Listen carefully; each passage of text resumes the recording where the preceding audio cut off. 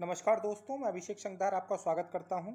और आज ये सेकंड पार्ट है टॉप 100 करंट अफेयर्स का। इससे पहले मैं टॉप 100 करंट अफेयर्स का फर्स्ट पार्ट डाल चुका हूं, जिसे आप लोगों ने काफ़ी ज़्यादा प्यार दिया और आप लोग उसे बहुत ज़्यादा अपने लाइक और सब्सक्राइब करके मुझे मोटिवेट भी कर रहे हैं। तो मैं आपसे उम्मीद करता हूं कि आप इस वीडियो को भी उसी तरीके से अपना प्यार देंगे, लाइक करेंगे और ज़्यादा से ज़्यादा इस चैनल को शेयर करेंगे, ताकि मुझे भी आपके जो एग्ज़ाम्स हैं उनकी तैयारी करने के लिए मोटिवेशन आपके लिए भी मिलता रहे और नई वीडियोस बनाने के लिए मुझे भी मिलता रहे। तो इस वीडियो में हम चूंकि नवंबर महीने के सारे टॉप 100 करंट अफेयर्स कवर कर रहे हैं और इस सिंगल वीडियो में ही मैं आपको सारे करंट अफेयर दे रहा हूं जो नवंबर के हैं। और इसके बाद आपको कोई भी मैगजीन, कोई भी अलग से एडिशनल बुक पढ़ने की ज़रूरत नहीं है।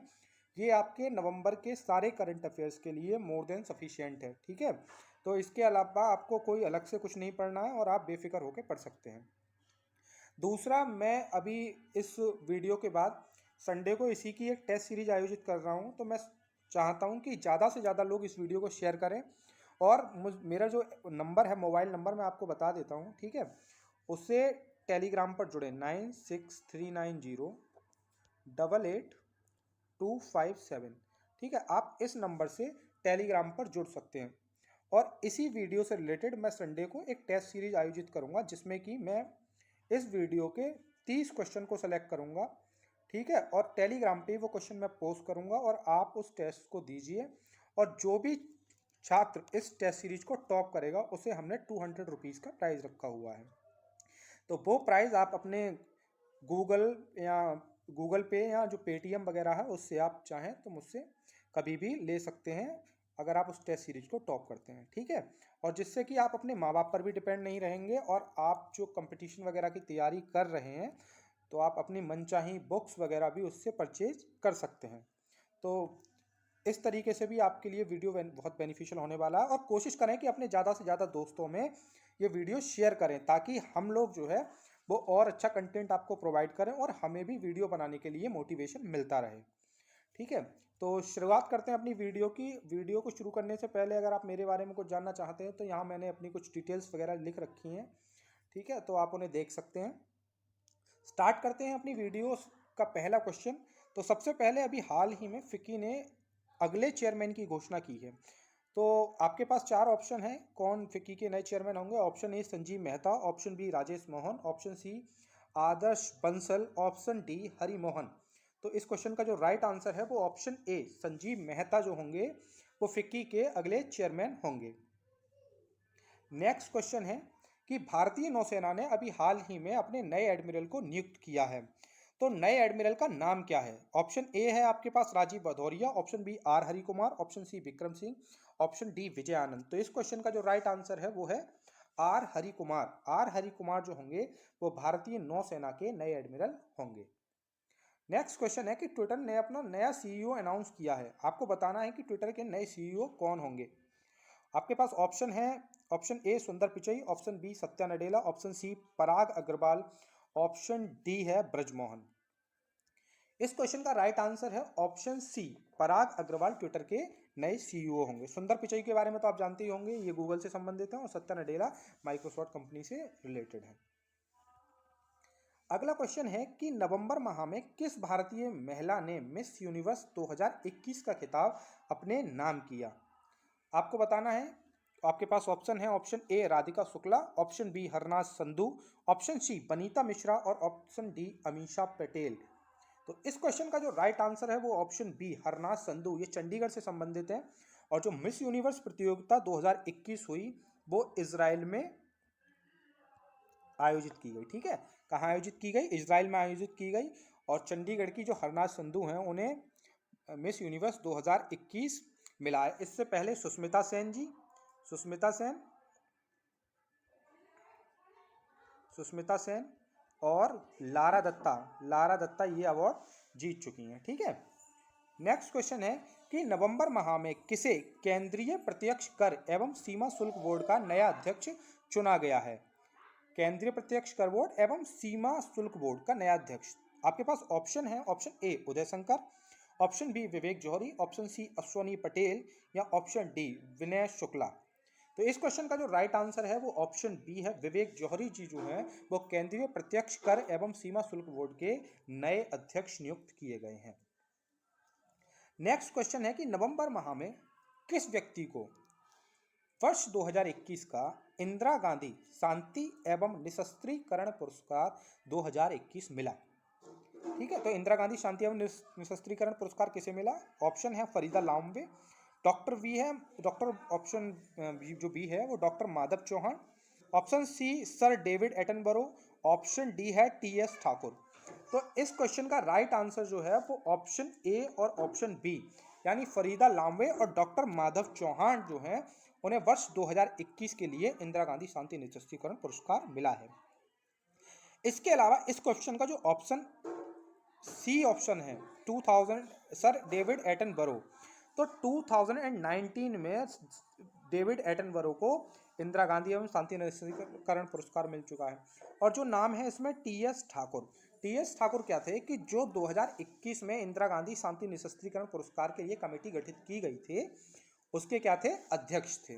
ठीक है, तो इस क्वेश्चन का जो राइट आंसर है वो है ऑप्शन ए फरीदा लांबे और डॉक्टर माधव चौहान, और जिस कमेटी ने इन दोनों के नाम को फाइनली रिकमेंड किया उनका नाम था टीएस ठाकुर।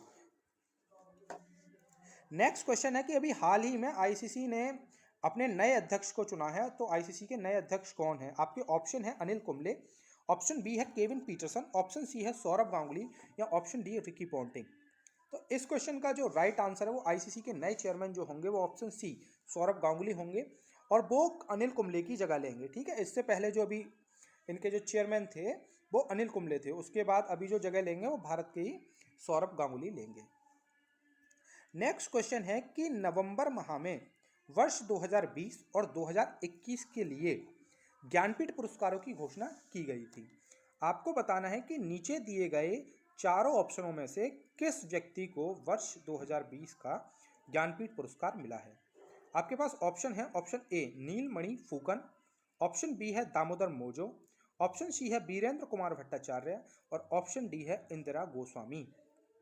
तो इस क्वेश्चन का जो राइट आंसर है वो है ऑप्शन ए नीलमणि फूकन। नीलमणि फूकन को वर्ष 2020 का ज्ञानपीठ पुरस्कार मिला है और इन्हें ये असमी भाषा के लिए दिया गया है। इससे पहले जो बीरेंद्र कुमार भट्टाचार्य हैं और इंदिरा गोस्वामी, इन्हें भी ये पुरस्कार असमी भाषा के लिए मिल चुका है। इस तरीके से नीलमणि फूकन ऐसे तीसरे व्यक्ति हैं जिन्हें असमी भाषा के लिए ज्ञानपीठ पुरस्कार मिला है। अब जो आप देख रहे होंगे option number B, option number B पर जो है दामोदर मोजो, तो दामोदर मोजो के लिए वर्ष 2021 का ज्ञानपीठ पुरस्कार, वर्ष 2021 का ज्ञानपीठ का पुरस्कार किसे मिला है? दामोदर मोजो को। और वर्ष 2020 का ज्ञानपीठ पुरस्कार किसे मिला है? 2020 का तो नीलमणि फूकन को। कंफ्यूजन तो नहीं है? 2020 के लिए मिला है, 2020 है। ठीक है, इस 2020 के लिए तो मिला है नीलमणि फूकन को और 2021 के लिए मिला है दामोदर मोजो को। ठीक है,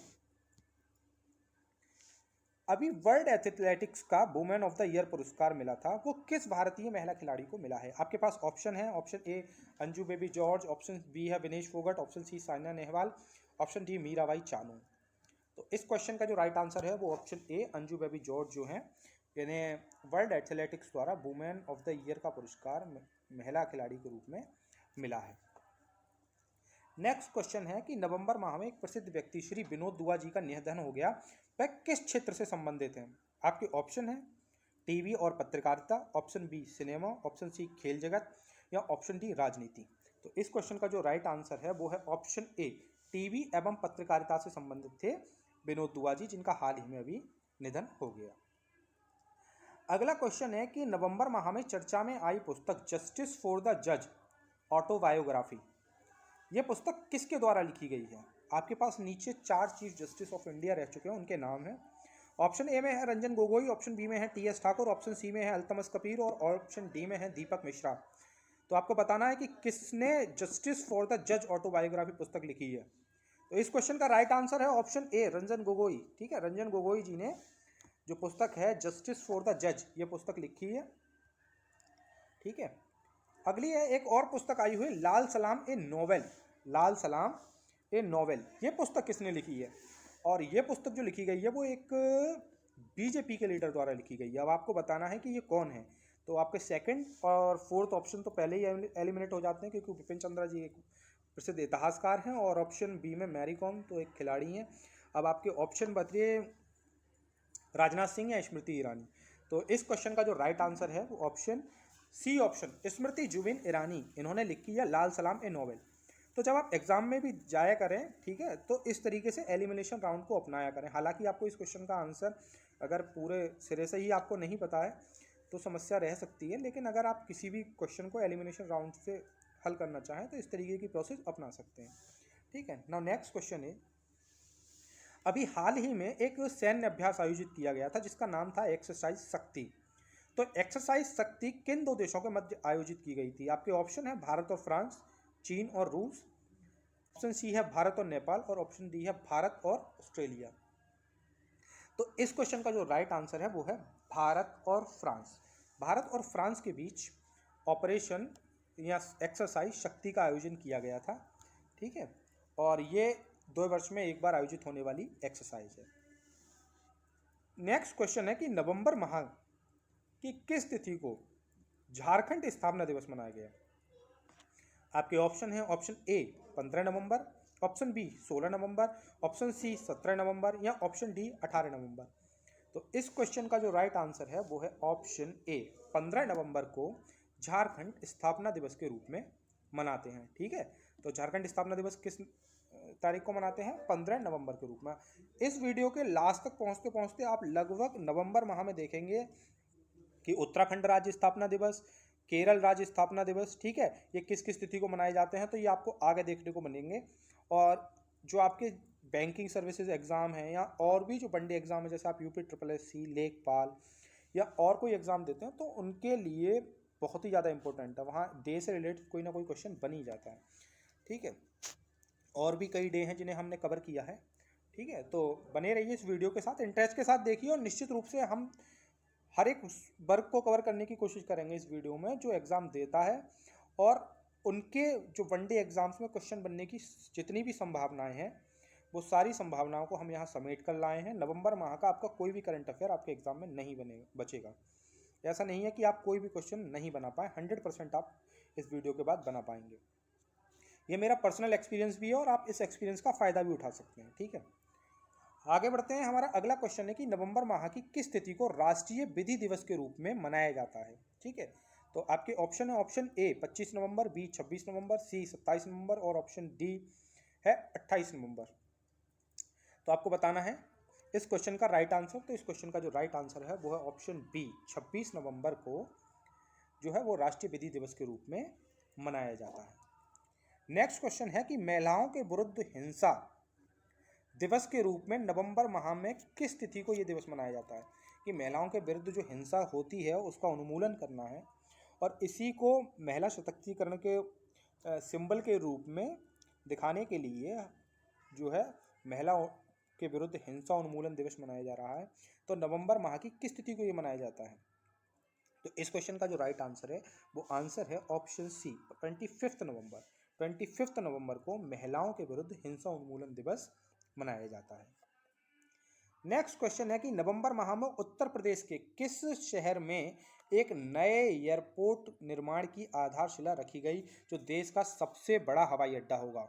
आपके पास ऑप्शन है option A Ghaziabad, option B Meerut, option C Noida, option D Lucknow.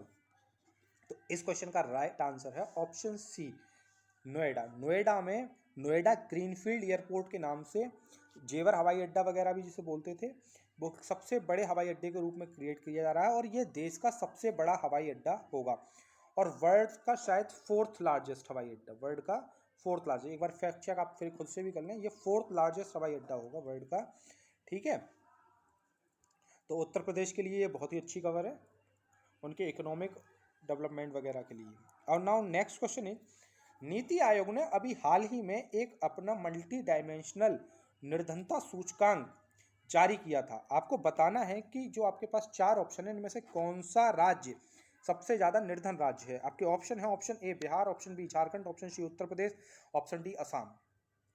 तो इस क्वेश्चन का जो राइट आंसर है वो आंसर है ऑप्शन ए, बिहार। बिहार के बाद दूसरे नंबर पे है झारखंड, तीसरे पर उत्तर प्रदेश और चौथे पर असम। ठीक है, तो जो यूपी और बिहार के जितने भी बंदे हैं वो इन पर फोकस करें कि पहले नंबर पे बिहार रहा है जिसने निर्धनता सूचकांक को टॉप किया है, मतलब सबसे ज़्यादा गरीब राज्य है।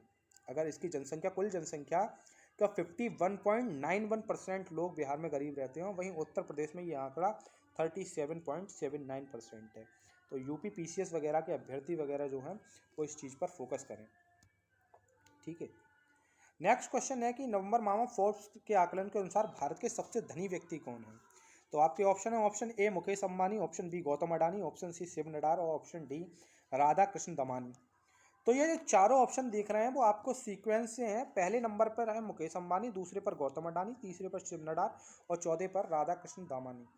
ठीक है, तो ये चारों ही व्यक्ति 1 2 3 4 रैंक में हैं। तो सबसे ज़्यादा जो है वो मुकेश अंबानी है, और मुकेश अंबानी ऐसे 14वीं बार हैं जो लगातार इस सूची में भारत के सबसे धनी व्यक्ति रहे हैं। अगला क्वेश्चन है कि निर्धनों के लिए खाद्य सुरक्षा उपलब्ध कराने हेतु मार्च 2020 में कोविड-19 पेंडेमिक के दौरान शुरू की गई प्रधानमंत्री गरीब कल्याण अन्न योजना। ठीक है, बहुत फोकस करें, प्रधानमंत्री गरीब कल्याण अन्न योजना को किस और समय के लिए बढ़ा दिया गया। देखिए, सबसे पहले तो इस योजना की शुरुआत बता दें तो मार्च 2020 में ये योजना शुरू की गई थी। और किस लिए शुरू की गई थी? क्योंकि कोविड-19 पेंडेमिक ने भारत को हिट किया था। उसके बाद ये कोई भी गरीब भूखा ना रहे, ठीक है, कोई भी गरीब भूख से पीड़ित ना है, इसलिए हमारे यशस्वी प्रधानमंत्री जी श्री नरेंद्र मोदी ने इस योजना को लॉन्च किया था। उसके बाद हम देखने में आ रहा है कि लास्ट ईयर भी कोविड पेंडेमिक ने बुरी तरीके से लोगों की इकोनॉमी और उनके रोजगार को प्रभावित किया है। तो उसके बाद भी 2021 में भी ये योजना जारी रही, और अब इस योजना को एक्सटेंड करके मार्च 2022 तक बढ़ा दिया गया है। यानी मार्च 2022 तक अभी इस योजना को कंटिन्यू करने का प्लान है। ठीक है, ऑप्शन ए मार्च 2022। ठीक, नेक्स्ट क्वेश्चन है कि ग्रामीण क्षेत्रों में सभी के लिए आवास उपलब्ध कराने हेतु प्रधानमंत्री आवास योजना ग्रामीण, इसका शुभारंभ जो किया गया था वो 30 नवंबर 2016 को किया गया था। अब उक्त योजना को किस अवधि के तक एक्सटेंड कर दिया गया है? मतलब अभी तक ये योजना चल रही थी और सरकार चाहती है कि अभी इसमें हमने जितना लक्ष्य हमें प्राप्त करना चाहिए हम उससे पीछे हैं। तो सरकार ने जो नए स्टैंडर्ड सेट किए हैं वो कब तक प्राप्त करने हैं? मार्च 2024 तक। मार्च 2024 तक प्रधानमंत्री आवास योजना ग्रामीण, ठीक है, एक प्रधानमंत्री आवास योजना शहरी भी है, ठीक है, लेकिन ये कौन सी है? प्रधानमंत्री आवास योजना ग्रामीण। तो इस योजना को कब तक के लिए एक्सटेंड कर दिया गया? मार्च 2024 तक बढ़ा दिया। और कब लॉन्च हुई थी ये योजना? 30 नवंबर 2016। ठीक है, तो दोनों तिथि आप ध्यान में रखें। और आजकल कोई भी एग्ज़ाम हो, चाहे आप आईएएस पीसीएस दे रहे हो या कोई भी आप वनडे एग्ज़ाम दे रहे हो, जो तमाम तरीके की योजनाएं हैं उनसे रिलेटेड क्वेश्चन बनते हैं। खासकर अगर आप लेखपाल की परीक्षा के लिए तैयारी कर रहे हैं तो इन सब चीज़ों पर ज़्यादा ही ध्यान दें, क्योंकि वहाँ ग्रामीण परिवेश का जो सेक्शन है वहाँ इस तरीके के क्वेश्चन बनाए जा सकते हैं। अगला है कि नवंबर माह में ही एक सैन्य अभ्यास दोस्ती आयोजित किया गया था। आपको बताना है कि किन देशों के मध्य अभ्यास दोस्ती को जो एक्सरसाइज दोस्ती है उसे कंटिन्यू किया गया था। तो आपके पास ऑप्शन है Bharat Maldives Sri Lanka, option B Bharat Japan Australia, option C है आपका भारत और अमेरिका, और ऑप्शन डी है भारत और बांग्लादेश। तो इस क्वेश्चन का जो राइट आंसर है वो है ऑप्शन ए, भारत और मालदीव व श्रीलंका। भारत मालदीव व श्रीलंका, भारत मालदीव व Sri Lanka, option A. Option A के तहत जो भारत मालदीव श्रीलंका है उनके तहत ये जो एक्सरसाइज है दोस्ती वो कंटिन्यू की जाती है, और ये 2 वर्ष में एक बार आयोजित की जाती है। ठीक है, नेक्स्ट क्वेश्चन है कि नवंबर माह में सेंट्रल विस्टा प्रोजेक्ट जो है उसके free development, central Vista project development की निगरानी हेतु एक समिति का गठन किया गया है। इस समिति के अध्यक्ष कौन होंगे? आपके ऑप्शन है, option A V Batal, option B Yashwant Chauhan, option C Rangarajan और ऑप्शन डी दीपक चौरसिया। तो सेंट्रल विस्टा प्रोजेक्ट के बारे में आपको बताना चाहूँगा कि सेंट्रल विस्टा प्रोजेक्ट क्या है। सेंट्रल विस्टा प्रोजेक्ट के तहत हमारा जो पुराना संसद भवन जो है उसकी सामने ही क्या है, एक नए संसद भवन का निर्माण कार्य किया जा रहा है और कोशिश की जा रही है कि ये 2024 तक बनकर तैयार हो जाए। तो उसे नाम दिया गया है, वो सेंट्रल विस्टा नाम दिया गया है। तो उस सेंट्रल विस्टा प्रोजेक्ट डेवलपमेंट की जो निगरानी है उसकी हेतु एक समिति गठित की गई है। तो उस समिति के अध्यक्ष हैं option A V Batal. V Batal को सेंट्रल विस्टा प्रोजेक्ट जो कमेटी गठित की गई है उसके डेवलपमेंट की निगरानी के लिए इन्हें इसका एक अध्यक्ष नियुक्त किया गया है। नेक्स्ट क्वेश्चन है कि अभी हाल ही में भारत और न्यूजीलैंड के मध्य एक टेस्ट श्रृंखला आयोजित की गई थी, जिसमें एक बॉलर है, उन्होंने क्या किया कि पहली पारी के 10 विकेट उन्होंने ले लिया और वो ऐसा करने वाले कौन से क्रिकेटर हो गए, तीसरे क्रिकेटर बन गए। ठीक है, तो आपको बताना है कि आपके सामने जो ऑप्शन है इनमें से कौन ऐसा व्यक्ति है जिसने तीसरी बार ऐसा कारनामा किया है। Option A Jasprit Bumrah, B Mohammed Shami, C Ajaz Patel, D Shardul Thakur. तो इस क्वेश्चन का राइट आंसर जो है वो है ऑप्शन सी एजाज पटेल। एजाज पटेल ऐसा करने वाले तीसरे क्रिकेटर बन चुके हैं। उनसे पहले एक जेम्स बेकर करके है, जेम्स बेकर है शायद उनका नाम, अगर मैं कहीं कंफ्यूज नहीं हो रहा हूँ तो जेम्स बेकर जो है इंग्लैंड के खिलाड़ी, उन्होंने ऐसा किया था। इसके अलावा दूसरे जो क्रिकेटर हैं जिस पर हम गर्व कर सकते हैं वो है हमारे भारतीय क्रिकेटर अनिल कुंबले साहब, अनिल कुंबले जी। उन्होंने क्या किया था कि उन्होंने भी 10 विकेट एक ही पारी में 10 विकेट लेने का कीर्तिमान है। एजाज पटेल जो है वो न्यूजीलैंड के खिलाड़ी हैं। उन्होंने भारत के विरुद्ध अभी हाल ही में जो नवंबर माह में टेस्ट श्रृंखला आयोजित की गई थी उसमें भारत के खिलाफ 10 के 10 विकेट लिए थे। अगले क्वेश्चन है कि अभी हाल ही में फ्रांसीसी पत्रिका है, फुटबॉल पत्रिका, उसने वर्ष 2021 के लिए सर्वश्रेष्ठ फुटबॉल खिलाड़ी का वैलेंडियोर ये फ्रांसीसी भाषा है, ठीक है, फ्रांसीसी लैंग्वेज में वैलेंडियोर पुरस्कार जो है वो सर्वश्रेष्ठ खिलाड़ी को दिया जाता है। तो ये किसे मिला है? आपके ऑप्शन है, option A Lionel Messi, option B Cristiano Ronaldo, option C Neymar और ऑप्शन डी है एक्सिया पुटेलास। तो आपको बताना है कि किस खिलाड़ी को मिला है। तो इस क्वेश्चन का जो राइट आंसर है वो है option A Lionel Messi. Lionel Messi को वर्ष 2021 का सर्वश्रेष्ठ फुटबॉलर घोषित किया गया है। अच्छा, इसका जो ऑप्शन डी आपको दिख रहा है एलेक्सिया पोटेलास, तो जो एलेक्सिया पोटेलास हैं वो भी फुटबॉल खिलाड़ी हैं और इन्हें भी वैलेंडियोर पुरस्कार मिला है, लेकिन इन्हें किस वर्ग में मिला है? इन्हें मिला है फीमेल वर्ग में, फीमेल कैटेगरी का वैलेंडियोर पुरस्कार किन्हें मिला है? एलेक्सिया पोटेलास को। और पुरुष वर्ग का किसे मिला है? लियोनेल मेसी को। ठीक है, तो आप दोनों ही ऑप्शन ध्यान रखें। नेक्स्ट क्वेश्चन, अभी हाल ही में किस व्यक्ति को इंटरपोल का नया अध्यक्ष चुना गया है? हालांकि ये काफ़ी ज़्यादा विवादों में भी रहे थे, लेकिन आपको बताना है कि कौन है। तो इस क्वेश्चन का राइट आंसर है वो है अहमद नसीर अल रईसी। ठीक है, संयुक्त अरब अमीरात के हैं जी, UAE के हैं और इन्हें क्या मिला है? इन्हें किसका अध्यक्ष बनाया गया है? इंटरपोल का। अभी अगला क्वेश्चन है कि जापान का कौन सा पूंजीपति, जापान का, दोनों चीज़ें आप वर्ड्स पे भी ध्यान रखें। क्वेश्चन इस तरीके से भी बन सकता है कि अभी हाल ही में जो 12 दिन के स्पेस वॉक के लिए गए थे एक पूंजीपति अंतर्राष्ट्रीय स्पेस स्टेशन पर, ISS इंटरनेशनल स्पेस स्टेशन पर 12 दिन के लिए, तो वो किस देश के थे? तो आंसर है जापान। और उनका क्या नाम था? तो ऑप्शन ए युसुको मेजावा। युसुको मेजावा जो हैं वो ऐसे पहले व्यक्ति हैं। हालांकि जेफ बेजोस की ये जो अमेजोन आप देखते होंगे उसके CEO की ये उम्मीद की जा रही थी कि वो सबसे पहले स्पेस में जाएंगे, लेकिन ऐसा हो नहीं सका।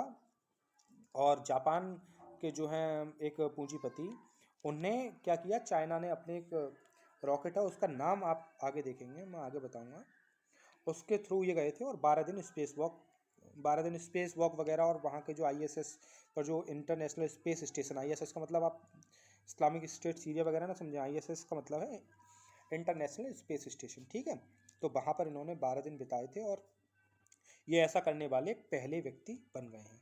मतलब आमतौर पर पहले व्यक्ति किस तरीके से हैं? ये एक आम नागरिक थे, मतलब पूंजीपति थे, कोई एस्ट्रोनॉट वगैरह नहीं थे। एस्ट्रोनॉट वगैरह तो वहाँ जाते रहते हैं और आते रहते हैं।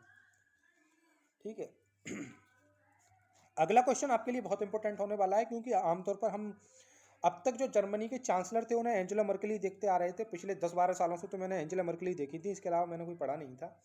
लेकिन अभी हाल ही में जर्मनी के एक नए चांसलर बने हैं जिन्होंने एंजेला मर्केल का स्थान लिया है। आपको ये बताना है कि उनका नाम क्या था। ऑप्शन ए है आपका मैकडोनाल्ड मोनाजी, ऑप्शन बी है ओलाफ स्लुज, ऑप्शन सी है फेब्रुआरी पार्किन और ऑप्शन डी है विंसी। तो इस क्वेश्चन का राइट आंसर है ओलाफ सुलेज।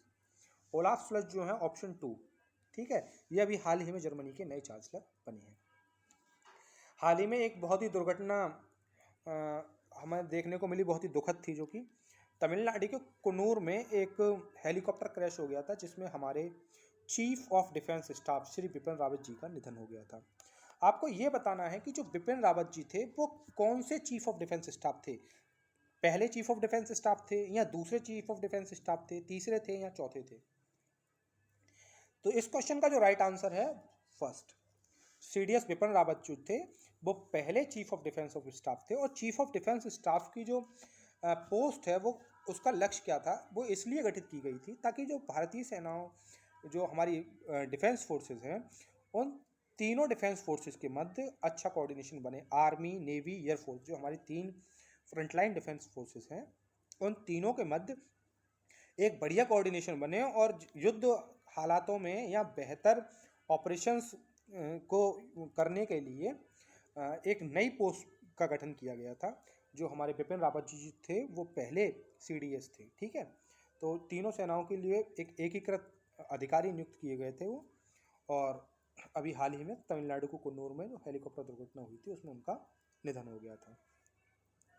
नेक्स्ट क्वेश्चन है कि वर्ष 2024 के T20 विश्व कप की मेजबानी कौन करेगा। आपका ऑप्शन है, option A Bharat, option B America व वेस्ट इंडीज, ऑप्शन सी है इंग्लैंड, ऑप्शन डी है न्यूजीलैंड। तो इस क्वेश्चन का जो राइट आंसर है वो है ऑप्शन बी अमेरिका और वेस्ट इंडीज। इसके अलावा ये यहाँ पे मैंने टेबल दे रखी है जिसमें जो आईसीसी के क्रिकेट से रिलेटेड होने वाले जितने भी टूर्नामेंट्स हैं उनके बारे में आप पढ़ सकते हैं, का स्क्रीनशॉट भी आप ले सकते हैं, ठीक है। तो आगे बढ़ते हैं। हाल ही में फाइड रैंकिंग जो है वो किससे संबंधित है। अगर आपसे क्वेश्चन पूछा जाए कि फाइड रैंकिंग किससे संबंधित है, तो ये संबंधित है चेस अर्थात शतरंज से। फाइड रैंकिंग किससे संबंधित है, शतरंज से। तो फाइड रैंकिंग में टॉप अर्थात सर्वश्रेष्ठ खिलाड़ी कौन रहा जिसने फाइड की रैंकिंग में पहला स्थान प्राप्त किया, यानी इस रैंकिंग में चैंपियनशिप जीतने वाला, शतरंज चैंपियनशिप जीतने वाला खिलाड़ी बना है वर्ष 2021 के लिए। आपके पास ऑप्शन है, option A Magnus Carlsen, option B Vishwanath Anand, option C R Praggnanandhaa, option D है नेपोनची याटची। तो ऑप्शन ए मैग्नस कार्लसन ये नॉर्वे के खिलाड़ी हैं और लगातार कई सालों से इस फाइड रैंकिंग में टॉप कर रहे हैं, ठीक है। तो इस क्वेश्चन का जो आंसर है वर्ष 2021 की फाइड रैंकिंग में टॉप पर जो रहा है वो मैग्नस कार्लसन। नेक्स्ट क्वेश्चन है कि अभी हाल ही में टेनिस से संबंधित डेविस कप 2021 का खिताब जीता। आपको बताना है कि निम्न में से किस कंट्री ने डेविस कप 2021 का खिताब जीता। आपके पास ऑप्शन है, ऑप्शन ए रूस, option B Croatia, option C है जापान, ऑप्शन डी है चाइना। तो इस क्वेश्चन का राइट आंसर जो है वो है रशिया ने ये खिताब जीता और किसे हराया था, क्रोएशिया को। रशिया ने ये खिताब जीता है और किसे हराया था, क्रोएशिया को, ठीक है। तो डेविस कप 2021 का खिताब किसने जीता, रूस ने। और ये किससे संबंधित है, टेनिस से संबंधित है, ठीक है। अगला क्वेश्चन है कि हाल ही में नवंबर माह में क्रिकेट से संबंधित सैयद मुश्ताक अली ट्रॉफी किस प्रदेश ने जीती। आपके ऑप्शन है, option A Delhi, option B Kerala, option C है तमिलनाडु और ऑप्शन डी है कर्नाटक। तो इस क्वेश्चन का जो राइट आंसर है वो ना तो दिल्ली है ना केरल है, ऑप्शन सी तमिलनाडु। तमिलनाडु ने क्या किया था कि जो सैयद मुश्ताक अली ट्रॉफी है वो इस वर्ष जीती थी। उन्होंने किसे हराया था, उन्होंने, आप एक बार फिर फैक्ट चेक कर ले, शायद कर्नाटक को हराया था उन्होंने, ठीक है। नेक्स्ट क्वेश्चन है कि कोरोना वायरस का एक नया वेरिएंट ओमिक्रॉन अभी हाल ही में चर्चा में रहा। ओमिक्रॉन से प्रभावित होने वाला सबसे पहला देश कौन सा था। आपको बताना है, नीचे दिए गए 4 ऑप्शन है। ऑप्शन ए दक्षिण Africa, option B Brazil, option C Russia, option D China. तो इस क्वेश्चन का जो राइट आंसर है वो है ऑप्शन ए दक्षिण अफ्रीका। दक्षिण अफ्रीका में कोरोना वायरस का जो पहला वेरिएंट था वो ओमिक्रॉन का, वो पहला वेरिएंट नोट किया गया था। हालांकि आमतौर पर लोग किसके साथ चले जाएंगे, चाइना के साथ चले जाएंगे, लेकिन ऐसा नहीं है। तो दक्षिण अफ्रीका में जो है सबसे पहला वेरिएंट इसका नोट किया गया था। अगला है कि एक मिसाइल परीक्षण के दौरान किस देश ने अपने ही एक उपग्रह को हिट कर दिया, अपनी टेस्टिंग मिसाइल से अपने उपग्रह को हिट कर दिया। तो आपको बताना है। और इसके बाद इस देश की काफ़ी ज़्यादा आलोचना भी हुई थी। अमेरिका ने इस देश की बहुत ज़्यादा आलोचना की है कि उन्होंने जो लो अर्थ ऑर्बिट होती है, लो अर्थ ऑर्बिट, ठीक है, उसमें बहुत ज़्यादा कचरा फैला दिया इस हिट करने के साथ से, ठीक है। तो आपको बताना है कि कौन सी कंट्री है। तो ऑप्शन बी इसका राइट आंसर है, रूस। रूस ने एक मिसाइल टेस्टिंग के दौरान अपने ही एक पुराने जो उपग्रह थे उसे हिट कर दिया, और इसके बाद वो उपग्रह नष्ट हो गया, मिसाइल भी नष्ट हो गई, और लो अर्थ ऑर्बिट में बहुत सारा कचरा भी फैल गया। अगला है कि सैन्य शासन के दौरान अपदस्थ स्टेट चांसलर आंग सान सूकी को 4 वर्ष की अभी कारावास की सजा सुनाई गई है। आपको बताना है कि आंग सान सूकी का संबंध किस देश से है। आपके ऑप्शन है जापान, उत्तर कोरिया, म्यांमार, ताइवान। तो इस क्वेश्चन का राइट आंसर है option C, option C, Myanmar. ठीक है, तो आंग सान सूकी का संबंध क्या है, म्यांमार से है। और अभी म्यांमार में जो है वो सैन्य शासन चल रहा है, और वहाँ की जो एक आर्मी कोर्ट है उसने आंग सान सूकी को 4 वर्ष की कारावास सुनाई है। हालांकि वहाँ जो लोकतंत्र के समर्थक लोग हैं वो इस चीज़ का काफ़ी ज़्यादा विरोध कर रहे हैं, और ये काफ़ी ज़्यादा चर्चा में भी रहने वाली है। तो आंग सान सूकी, म्यांमार। नेक्स्ट क्वेश्चन है कि अभी हाल ही में भारत में राष्ट्रीय सुरक्षा सलाहकार श्री अजीत डोभाल जी के नेतृत्व में 8 देशों की एक राष्ट्रीय सुरक्षा सलाहकारों की बैठक आयोजित की गई। आपको बताना है कि ये बैठक कहाँ आयोजित की गई। तो आपका ऑप्शन है, option A Delhi, option B Hyderabad, option C Gujarat, option D Bengaluru. तो इस क्वेश्चन का जो राइट आंसर है वो ऑप्शन ए, दिल्ली। दिल्ली में ये बैठक आयोजित की गई, और उसे दिल्ली संवाद करके भी कहा जा रहा है, ठीक है। जहाँ इन देशों ने जो है वो अफगानिस्तान में अभी जो वहाँ तालिबान ने वहाँ की सत्ता को कैप्चर कर लिया है, तो उससे संबंधित 8 देशों के एनएसए से ये बातचीत की कि तालिबान से जो रिश्ते होने चाहिए वो कितने फ्लेक्सिबल होने चाहिए, कितने रिजिड होने चाहिए, और उनको लेकर क्या रणनीति होनी चाहिए। तो इससे संबंधित जो है वो 8 देशों के एनएसए ने इस बैठक में भाग लिया था, और ये बैठक कहाँ आयोजित हुई थी, ऑप्शन ए, दिल्ली में। नेक्स्ट है कि भारत के नेतृत्व वाले अंतर्राष्ट्रीय सौर गठबंधन संगठन में अभी हाल ही में एक नया कंट्री जुड़ा है। आपको बताना है कि वो उस कंट्री का नाम क्या है, और ये कंट्री जो है वो 101वां देश है, 101वां देश है। तो आपको बताना है इस कंट्री का नाम क्या है। आपके पास ऑप्शन है, ऑप्शन ए जापान, बी चीन, सी उत्तर कोरिया, डी अमेरिका। तो इस क्वेश्चन का राइट आंसर है ऑप्शन 4, अमेरिका। अमेरिका जो है वो अंतर्राष्ट्रीय सौर गठबंधन, जिसे ISA बोलते हैं, इंटरनेशनल सोलर अलायंस।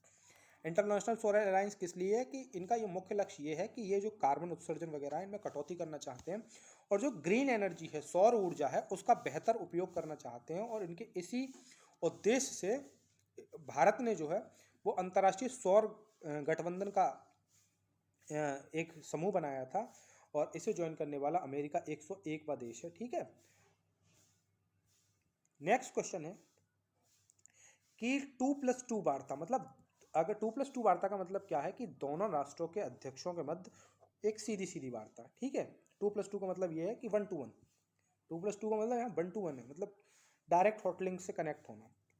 तो क्वेश्चन ये है कि अभी हाल ही में 2+2 वार्ता के अंतर्गत किस देश के राष्ट्र प्रमुख से भारत के प्रधानमंत्री ने वार्ता की, और जापान, अमेरिका और ऑस्ट्रेलिया के बाद वह ऐसा चौथा राष्ट्र बन गया है जिससे प्रधानमंत्री की 2+2 वार्ता है, ठीक है। तो 2+2 वार्ता के अंतर्गत आने वाला देश है रशिया। अभी हाल ही में जो है रशिया से हमारा 2+2 कॉन्टैक्ट रहा है। इसके अलावा हमारे 3 अन्य देश जापान, अमेरिका और ऑस्ट्रेलिया से 2+2 वाले जो संबंध है, कोऑर्डिनेशन है, वो 2+2 वाले हैं। तो रूस ऐसा चौथा राष्ट्र बन गया है जिसके हमारे 2+2 संबंध हैं। मतलब ये इंडिया के लिए है, रशिया के तो बहुत से होंगे 2+2, लेकिन इंडिया के लिए रूस, रशिया ऐसा 4th कंट्री है। इसके अलावा कौन कौन से हैं, जापान, अमेरिका और ऑस्ट्रेलिया। नेक्स्ट क्वेश्चन है कि भारत का अभी 52वां अंतर्राष्ट्रीय फिल्म महोत्सव किस राज्य में संपन्न हुआ। International film festival, international film IFFI, ठीक है, इंटरनेशनल फिल्म फेयर फेस्टिवल। तो ये कहाँ आयोजित हुआ। तो आपके ऑप्शन है, option A Uttar Pradesh, option B Madhya Pradesh, option C Goa, option D Rajasthan. देखिए जिस भी वर्ष का पूछें आप आंखें बंद करके ऑप्शन सी लगा देना, गोवा। चाहे वो 52 में पूछे, 51 में पूछे, 49 में पूछे, 40 में पूछे, किसी कोई सा भी पूछे, आपको ऑप्शन लगा देना है गोवा, ठीक है। ये यहीं पे होता है हमेशा। नेक्स्ट क्वेश्चन है कि ब्रिक्स देशों के महोत्सव का कार्यक्रम कहाँ आयोजित हुआ। तो देखो ब्रिक्स देशों के फिल्म महोत्सव का, सॉरी। तो ब्रिक्स देश, ब्रिक्स कंट्रीज, ठीक है, आपको ये भी ध्यान रखना है। ब्रिक्स देशों, ब्रिक्स क्या है, आपको ब्रिक्स कंट्रीज क्या है, ये मेरी वीडियो आप जो मेरी प्लेलिस्ट है उसमें देख सकते हैं कि कौन कौन सी कंट्रीज के अंतर्गत ब्रिक्स कंट्री आते हैं, ठीक है। तो आपको ये बताना है कि ब्रिक्स देशों ने आपसी सांस्कृतिक और कल्चरल जो एक्टिविटीज़ हैं, सांस्कृतिक एक्टिविटीज़ हैं और सिनेमा से जुड़ी जो एक्टिविटीज़ हैं उन्हें बढ़ाने के लिए एक फिल्म महोत्सव का आयोजन किया था। तो वो कहाँ हुआ था, आपको फिर से ऑप्शन आपके पास है। Option A Goa, B Kabul, C Dhaka, D Colombo. तो इस क्वेश्चन का जो राइट आंसर है वो ऑप्शन ए गोवा। गोवा में क्या है कि अभी जो IFFA international film fair festival और ब्रिक्स देशों का जो फिल्म महोत्सव है वो दोनों ही गोवा में आयोजित किए गए। अब आपको बताना है कि 52वें अंतर्राष्ट्रीय फिल्म महोत्सव में किस फिल्म को सर्वश्रेष्ठ फिल्म का स्वर्ण मयूर पुरस्कार मिला। आपके ऑप्शन है द ड्रोम, option B ring wandering, option C है saving the one who was dead और ऑप्शन डी है जौहरी। तो इस क्वेश्चन का जो राइट आंसर है ऑप्शन बी, रिंग वांडरिंग को जो है वो 52वें अंतर्राष्ट्रीय फिल्म महोत्सव में सर्वश्रेष्ठ फिल्म का स्वर्ण मयूर पुरस्कार मिला है। नेक्स्ट क्वेश्चन है कि ब्रिक्स फिल्म महोत्सव में वो कौन सा था, आप गौर से देखिए, अंतर्राष्ट्रीय film fair festival, international film fair festival, ठीक है। इसमें किसे मिला, ऑप्शन बी रिंग वांडरिंग को, ठीक है। अब आपको इस पर गौर करना है कि ब्रिक्स फिल्म महोत्सव में किस फिल्म को सर्वश्रेष्ठ फिल्म का अवार्ड मिला। तो आपके ऑप्शन है, ऑप्शन ए वराकत, option B the sun above me never sets, option C है बंटी बबली और ऑप्शन डी है पुष्पा। तो इस क्वेश्चन का राइट आंसर है option B, the sun above me never sets, ठीक है। तो इस क्वेश्चन का राइट आंसर है ऑप्शन बी। नवंबर माह में मझगांव डॉक शिपयार्ड जो कि मुंबई में स्थित है, ठीक है, इसे आप ध्यान से याद करें। मझगांव डॉक शिपयार्ड कहाँ स्थित है, मुंबई में। ये क्वेश्चन भी आपके लिए बन गया, ठीक है। तो ये केवल 100 क्वेश्चन की सीरीज ना समझें, इनसे रिलेटेड भी क्वेश्चन जो है वो मैं बना सकता हूँ आपके टेस्ट में। तो ये नहीं है कि आप खाली ये फोकस करें कि इन 4 ऑप्शंस को रट लाएं और वो हों, ठीक है। तो आप गौर से पढ़ें। तो मझगांव डॉक शिपयार्ड जो है वहाँ क्या होता है कि भारत की जो पनडुब्बियाँ वगैरह हैं, ये सबमरीन्स हैं, और सबमरीन पनडुब्बी हालांकि एक ही बात हुई, और शिप्स वगैरह हैं, तो वहाँ पर ये बनाई जाती हैं। तो हाल ही में नवंबर माह में एक नई स्कॉर्पियन पनडुब्बी जो कि चौथी स्कॉर्पियन श्रेणी की पनडुब्बी है, स्कॉर्पियन एक विशेष स्पेसिफिक क्वालिटी है पनडुब्बी की, तो ये ऐसी स्कॉर्पियन श्रेणी की चौथी पनडुब्बी है जिसे नवंबर माह में लॉन्च किया गया है। आपको बताना है कि इसका नाम क्या है। आपके पास ऑप्शन है, option A Kalvari, option B Khanderi, option C Karanj, option D Bela. तो इस क्वेश्चन का राइट आंसर है ऑप्शन 4 बेला। बेला जो है वो हाल ही में स्कॉर्पियन श्रेणी की चौथी पनडुब्बी है। इससे पहले कलवरी, खंडेरी और करंज ये तीनों ही पनडुब्बियां लॉन्च की जा चुकी हैं, ठीक है। तो स्कॉर्पियन श्रेणी की अगर क्वेश्चन बने कि पहली पनडुब्बी कौन सी है, तो ऑप्शन ए कलवरी। स्कॉर्पियन श्रेणी की दूसरी पनडुब्बी कौन सी है, खंडेरी। स्कॉर्पियन श्रेणी की तीसरी पनडुब्बी कौन सी है, करंज। और स्कॉर्पियन श्रेणी की चौथी पनडुब्बी कौन सी है, तो बेला, ठीक है। तो इस क्वेश्चन का जो राइट आंसर है वो ऑप्शन डी बेला। नेक्स्ट है कि अंग्रेजों के विरुद्ध आदिवासियों के समर्थन में उगल लगान क्रांति के प्रणेता रहे श्री बिरसा मुंडा जी की स्मृति में एक उद्यान शहर जो है संग्रहालय खोला जा रहा है। आपको ये बताना है बिरसा मुंडा स्मृति उद्यान संग्रहालय, उद्यान सह संग्रहालय, यहाँ शहर नहीं है, सह, ठीक है। उद्यान भी है और वो संग्रहालय भी है, उद्यान सह संग्रहालय का उद्घाटन किया जा रहा है। आपको बताना है कि ये किस शहर में, option A Patna, option B Ranchi, option C Bengaluru, option D Buxar. तो इस क्वेश्चन का जो राइट आंसर है वो ऑप्शन बी रांची। रांची में जो है वो आदिवासियों के बहुत बड़े नेता के रूप में जाना जाता है श्री बिरसा मुंडा जी को। इनकी स्मृति में क्या बनाया जा रहा है, एक उद्यान सह संग्रहालय बनाया जा रहा है, ठीक है। और ये किस क्रांति के प्रणेता माने जाते हैं, तो उगल लगान क्रांति के, ठीक है, ये प्रणेता माने जाते हैं, ठीक है। तो कहाँ बनाया जा रहा है, रांची में। नेक्स्ट क्वेश्चन है कि नवंबर माह में किस भारतीय मिसाइल के वायु संस्करण का सफलतम परीक्षण किया गया। आपके ऑप्शन है, ऑप्शन ए अग्नि, ऑप्शन बी पृथ्वी, ऑप्शन सी आकाश, ऑप्शन डी ब्रह्मोस। तो कौन सी मिसाइल है, the right answer is BrahMos. BrahMos missile का जो है वो वायु संस्करण का अभी हाल ही में सफल टेस्टिंग की गई थी। और किससे की गई थी? Su-30 MKI। Su-30 MKI, Su-30 MKI क्या है? ये आपको मेरे कमेंट बॉक्स में बताना कि Su-30 MKI है क्या। ठीक है, नेक्स्ट क्वेश्चन है कि स्वच्छता सर्वेक्षण में किस शहर ने लगातार 5वीं बार सबसे स्वच्छ शहर होने का पुरस्कार आवास एवं शहरी मामलों के मंत्री श्री हरदीप पुरी से प्राप्त किया? तो पहली चीज़ तो आपको ये पता होनी चाहिए कि ये दे कौन रहा है, तो आवास एवं शहरी मामलों के मंत्री दे रहे हैं। ठीक है, तो इन्हीं की मिनिस्ट्री होगी जो ये सर्वे जारी करती होगी। ठीक है, और मंत्री कौन है? तो वो कौन है? हरदीप पुरी हैं। आपको ये बताना है कि सिटी कौन सा है, तो आपके ऑप्शन है option A Bhopal, option B Indore, option C Lucknow और ऑप्शन डी मुरादाबाद। तो इस क्वेश्चन का जो राइट आंसर है वो है राइट आंसर है Indore, option B.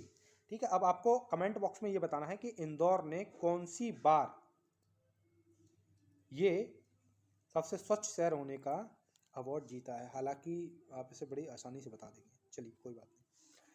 Next question है कि स्वच्छता सर्वेक्षण 2021 में किस राज्य को सबसे ज्यादा स्वच्छ राज्य माना गया है? आपके ऑप्शन है उत्तर प्रदेश, ऑप्शन बी मध्य प्रदेश, सी पंजाब और डी छत्तीसगढ़। तो इस क्वेश्चन का राइट आंसर है ऑप्शन डी छत्तीसगढ़। छत्तीसगढ़ को सबसे ज्यादा स्वच्छ राज्य माना गया है। ठीक है, नेक्स्ट क्वेश्चन है कि विश्व व्यापार संगठन WTO, ठीक है, आपको बताना है कि WTO का मुख्यालय कहाँ है।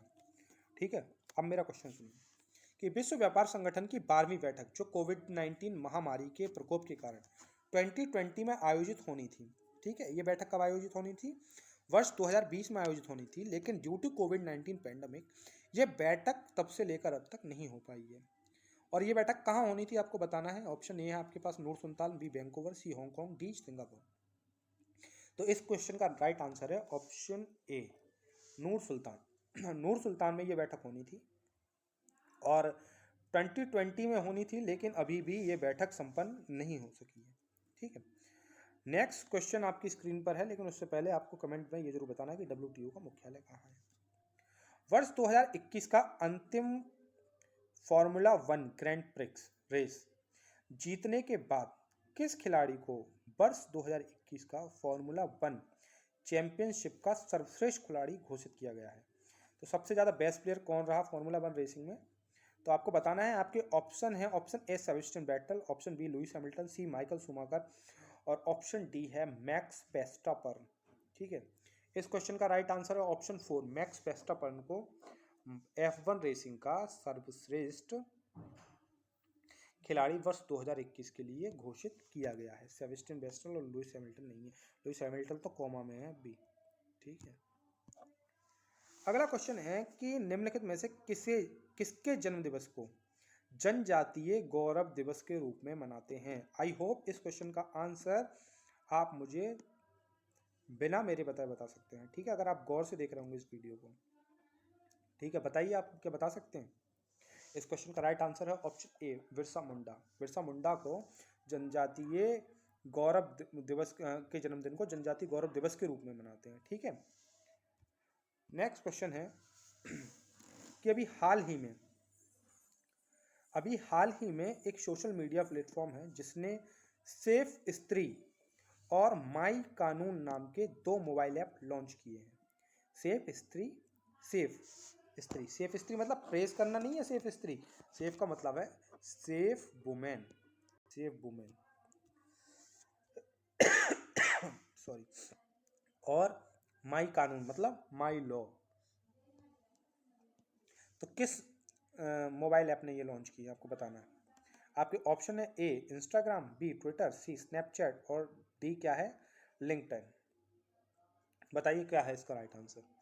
इसका राइट आंसर है ऑप्शन ए इंस्टाग्राम ने अभी हाल ही में सोशल मीडिया पर सेफ स्त्री और माई कानून नाम के 2 मोबाइल ऐप लॉन्च किए हैं। नेक्स्ट है कि अभी हाल ही में नासा ने एक रिपोर्ट पब्लिश की है और नासा की ने क्या है कि एक नेचर नाम की पत्रिका है, उसकी रिपोर्ट को हाईलाइट किया है। नेचर नाम की ये पत्रिका है और इसमें इन्होंने बताया है कि जो हमारे एटमॉस्फेयर है, जो हमारी जलवायु है, उसमें जो परिवर्तन हो रहे हैं उनके कारण एक फसल है जो आपको 4 ऑप्शंस हैं उनमें दिख रही होगी किसके उत्पादन में वृद्धि दर्ज की गई है? आमतौर पर आप देख रहे होंगे कि जो ग्लोबल वार्मिंग है, जो इसका इफेक्ट है, उससे नुकसान तो हो रहा है, लेकिन निम्न में से किस फसल को फायदा हुआ है? आपका ऑप्शन है ऑप्शन ए मक्का, ऑप्शन बी गेहूं, ऑप्शन सी बाजरा, ऑप्शन डी दलहन। तो इस क्वेश्चन का राइट आंसर है ऑप्शन बी गेहूं। गेहूं की पैदावार में 17% तक की वृद्धि दर्ज की गई है। ठीक है, और ये शोध किसमें प्रकाशित हुआ था? नेचर पत्रिका में। तो जो जलवायु परिवर्तन है उसके कारण जो है वो गेहूं की फसल में वृद्धि दर्ज की गई है। नेक्स्ट है कि इसी से रिलेटेड क्वेश्चन है कि नेचर पत्रिका में प्रकाशित नासा की एक रिपोर्ट के अनुसार जलवायु परिवर्तन के कारण किस फसल के उत्पादन में लगभग 24% की गिरावट दर्ज की गई है? आपको अब क्या बताना है कि गिरावट किस फसल में दर्ज की गई है। आपने बता दिया कि गेहूं में तो क्या दर्ज की गई है, गेहूं जो है, गेहूं में तो 17% का इंक्रीज देखने को मिला है, लेकिन कौन सी फसल है जिसमें कि 24% की गिरावट देखने को मिली है? तो इस क्वेश्चन का राइट आंसर है ऑप्शन ए मक्का। मक्का में जो है वो 24% का डाउनफॉल देखने को मिला है। ठीक है, नेक्स्ट क्वेश्चन है कि किस भारतीय बैंक ने पेंशन भोगियों के लिए पहला वीडियो जीवन प्रमाण पत्र देने की शुरुआत की है? आपके ऑप्शन है option A oriental bank of commerce, B है state bank of India, C Canara bank, D है इंडियन बैंक। तो इस क्वेश्चन का राइट आंसर है, ऐसे काम तो देखिए भाई भारतीय स्टेट बैंक ही कर सकती है। यही इतनी शानदार बैंक है जो बढ़िया बढ़िया काम करती है और सरकार के पास जो है वो बढ़िया बढ़िया स्कीम देती है। तो कौन सी है? स्टेट बैंक, भारतीय स्टेट बैंक ऑफ इंडिया। ठीक है, इसने क्या किया है कि पेंशन भोगियों के लिए पहला वीडियो जीवन प्रमाण पत्र देने की शुरुआत की है। अभी हाल ही में डिजिटल इंडिया स्कीम के तहत एक टेली लॉ का मतलब क्या है? टेली और लॉ, कानून। ठीक है, टेली रूप से टेली मेडिसिन होती थी, टेली डॉक्टर वगैरह रूप से अगर जो देखकर मेडिसिन वगैरह देते थे तो उसे टेली मेडिसिन कहा जाता था।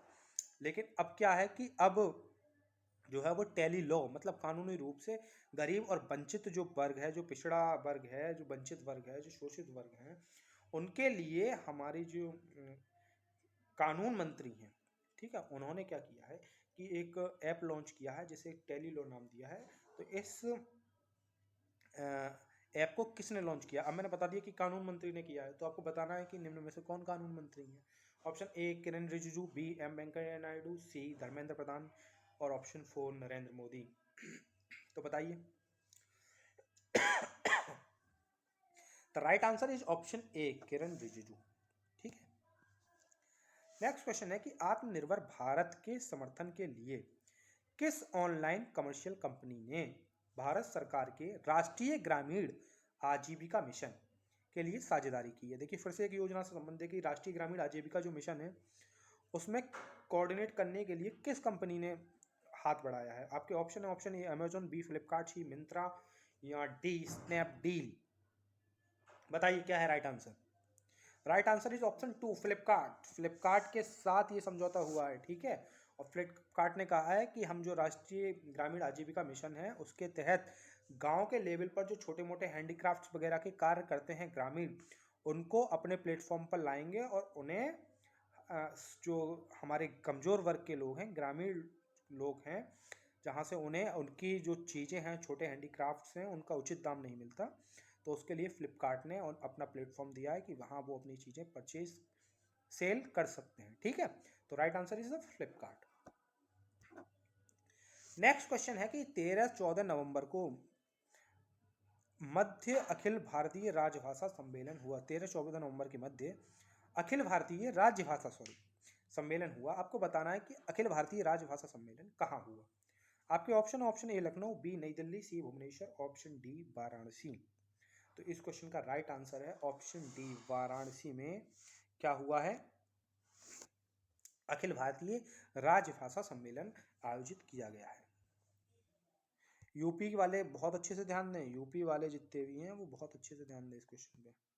नेक्स्ट क्वेश्चन है कि भारतीय क्रिकेट कंट्रोल बोर्ड ने किस भारतीय क्रिकेट खिलाड़ी को अगला टीम का कोच नियुक्त किया है? Option A Rahul Dravid, B Sachin Tendulkar, C Sourav Ganguly, D Ajay Jadeja. क्या लग रहा है आपको कौन हो सकते हैं? देखिए अजय जडेजा जी को तो एलिमिनेट कर दीजिए, मुझे नहीं लग रहा उनका कोई चांस है। सचिन तेंदुलकर जी तो वैसे कोच बनने के इंटरेस्ट नहीं होंगे। सौरव गांगुली जी जो है वो आईसीसी के अध्यक्ष बन गए, हम पीछे पड़ चुके हैं। बचे कौन? राहुल द्रविड़ जी। ठीक है, right answer is Rahul Dravid. भारतीय रिजर्व बैंक के गवर्नर श्री शक्तिकांत दास जी का भी हाल ही में कार्यकाल बढ़ा दिया गया। ठीक है, तो पहला क्वेश्चन, तो भारतीय रिजर्व बैंक के अभी हाल ही में गवर्नर कौन है? श्री शक्तिकांत दास जी हैं। और उनका कार्यकाल कितने वर्ष के लिए बढ़ा दिया गया है? तो इस क्वेश्चन का ऑप्शन बी जो है 3 वर्ष के लिए, 3 वर्ष के लिए उनका कार्यकाल बढ़ा दिया गया है। नेक्स्ट क्वेश्चन है कि प्रधानमंत्री नरेंद्र मोदी ने 5 नवंबर को केदारनाथ धाम में किस प्रसिद्ध गुरुदेव की प्रतिमा का अनावरण किया? आपके ऑप्शन है, ऑप्शन ए आदि गुरु शंकराचार्य, ऑप्शन बी गुरु वशिष्ठ, ऑप्शन सी महर्षि गौतम, ऑप्शन डी महर्षि विश्वामित्र। तो इस क्वेश्चन का राइट आंसर है ऑप्शन ए आदि गुरु शंकराचार्य की प्रतिमा का प्रधानमंत्री श्री नरेंद्र मोदी ने केदारनाथ धाम में 5 नवंबर को अनावरण किया था।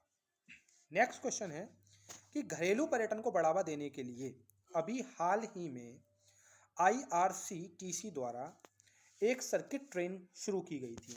आपको बताना है कि इस ट्रेन का नाम क्या है। ऑप्शन ए बौद्ध यात्रा ट्रेन, ऑप्शन बी जैन यात्रा, सी महाभारत यात्रा, या option D Shri Ramayana Yatra train. ठीक है, घरेलू पर्यटन को बढ़ावा देने के लिए तो IRCTC ने कौन सी सर्किट ट्रेन शुरू की है? तो the right answer is option 4 Shri Ramayana Yatra train. ठीक है, कौन सी ट्रेन शुरू करी गई है? आरती श्री रामायण जी की। ठीक है, option D Shri Ramayana Yatra train शुरू की गई है। Okay, the next question is कि अभी हाल ही में 4 देशों ने एक क्वाड फोरम विकसित करने का वैश्विक मंच तैयार किया है। क्वाड, क्वाड का मतलब जैसा आप पढ़ते होंगे ना क्वाड्रिलेटरल, तो वहीं से वर्ड निकल के आया है क्वाड। क्वाड का मतलब होता है 4। ठीक है, क्वाड का मतलब 4 4 कोने, एक देश यहाँ, एक देश यहाँ, एक देश यहाँ, एक देश यहाँ। ठीक है, तो आपको बताना है कि क्वाड फोरम में निम्नलिखित में से कौन सा देश क्वाड का सदस्य नहीं है? Option A Bharat, option B America, option C Australia, option D UAE। तो इस क्वेश्चन का राइट आंसर है ऑप्शन डी UAE। UAE इसका सदस्य नहीं है। क्वाड के सदस्य कौन है? भारत, अमेरिका, ऑस्ट्रेलिया और जापान। तो 4 कंट्रीज क्वाड के सदस्य देश हैं। ठीक है, 4 countries are the member of Quad, जिनमें कि UAE शामिल नहीं है। नेक्स्ट क्वेश्चन है कि कौन सा देश वर्ष 2022 में जलवायु परिवर्तन संबंधी संयुक्त राष्ट्र जलवायु परिवर्तन सम्मेलन 2027 की मेजबानी करेगा? ठीक है, आपको बताना है कि कौन सा देश जलवायु परिवर्तन संबंधी संयुक्त राष्ट्र जलवायु परिवर्तन सम्मेलन 2027 की मेजबानी करेगा। Option A Germany, B Bangladesh, C संयुक्त अरब अमीरात, ऑप्शन डी है मिस्र। तो कौन सा देश करेगा 2027 के लिए? ऑप्शन आपका सी संयुक्त अरब अमीरात 2027 के लिए मेजबानी करेगा। 2028 के लिए कौन करेगा? तो 2028 के लिए कॉप। ठीक है, कॉप 27 की मेजबानी कौन मैंने बताया था अभी? कॉप 27 की मेजबानी जो करेगा वो संयुक्त अरब अमीरात करेगा। ठीक है, और कॉप 28 की मेजबानी कौन करेगा? मिस्र करेगा। अभी आगे ये भी बताएंगे कॉप 26 की मेजबानी कौन कर रहा है। अगला क्वेश्चन है कि फार्म रिडक्शन कंसोर्टियम द्वारा जारी ग्लोबल ड्रग पॉलिसी इंडेक्स में भारत का कौन सा स्थान प्राप्त हुआ है? फार्म रिडक्शन कंसोर्टियम ये एक ऑर्गेनाइजेशन है जो ग्लोबल ड्रग पॉलिसी इंडेक्स जारी करती है। आपको बताना ये कि भारत का इसमें कौन सा स्थान है। Option A 16, B 17, C 18, D 19। तो the right answer is India is at 16th position. ठीक है, भारत 16वें स्थान पर है इस क्वेश्चन में। राष्ट्रीय उपलब्धि सर्वेक्षण कितने वर्ष में एक बार प्रकाशित होता है? राष्ट्रीय उपलब्धि सर्वेक्षण कितने वर्ष में एक बार प्रकाशित होता है, आपको ये बताना है। आपके ऑप्शन है, ऑप्शन ए 1 वर्ष, ऑप्शन बी 2 वर्ष, ऑप्शन सी 3 वर्ष, या ऑप्शन डी 4 वर्ष। तो राष्ट्रीय उपलब्धि सर्वेक्षण जो है वो कितने वर्षों में एक बार आयोजित किया जाता है? तो इस क्वेश्चन को, जिसमें कि राष्ट्रीय उपलब्धि सर्वेक्षण संस्थान कितने वर्ष में एक बार प्रकाशित किया जाता है, तो इसके संबंध में आपको बताना है कि option C is the right answer. राष्ट्रीय उपलब्धि सर्वेक्षण जो है वो 3 वर्ष में एक बार प्रकाशित किया जाता है। अगला क्वेश्चन है कि हाल ही में बृहस्पति के ट्रोजन क्षुद्र ग्रह जो है उनका पता लगाने के लिए नासा ने एक मिशन लॉन्च किया है। आपको बताना है कि निम्न में से कौन सा ऑप्शन ऐसा है जो नासा के मिशन को बता रहा है। Option A mission Lucy, option B mission जूपी, ऑप्शन सी मिशन एस्ट्रॉयड, और ऑप्शन 4 है मिशन एक्सोडस। ठीक है, तो इस क्वेश्चन का जो राइट आंसर है वो है मिशन एक्सोडस, ठीक है, mission exodus is the right answer. अब आपको बताना है कि हाल ही में महिला एवं बाल विकास मंत्रालय द्वारा एक रिपोर्ट जारी की गई थी जिसमें भारत में कितने बच्चे कुपोषित हैं इसके बारे में एक डाटा दिया गया था। आपको बताना है कि महिला एवं बाल विकास मंत्रालय के द्वारा जारी इस रिपोर्ट के अनुसार भारत में कुल कितने बच्चे कुपोषण का शिकार हैं। आपके ऑप्शन है, option A 73 lakh, B 63 lakh, C 43 lakh, D 33 lakh. तो इस क्वेश्चन का जो राइट आंसर है वो है ऑप्शन डी, 33 लाख बच्चे ऐसे हैं जो भारत में कुपोषण का शिकार हैं, ठीक है। नेक्स्ट क्वेश्चन है कि हाल ही में उपग्रहों से होने वाले मलबे को कम करने संबंधी आंकड़ों के विश्लेषण के लिए चीन ने एक उपग्रह को प्रक्षेपित किया था। इस प्रक्षेपित उपग्रह का नाम क्या है? ऑप्शन ए है सीजियान 21, लॉन्ग मार्च 4B, ऑप्शन सी है जियो क्वाल और ऑप्शन डी है HYF-2D। तो इस क्वेश्चन का राइट आंसर है ऑप्शन सी, ऑप्शन सी। जियो क्वाल जो है वो चीन का एक उपग्रह है और ये उपग्रह क्या होगा कि अंतरिक्ष में होने वाले मलबे को कम करने के बारे में जो डाटा है उसका विश्लेषण करेगा।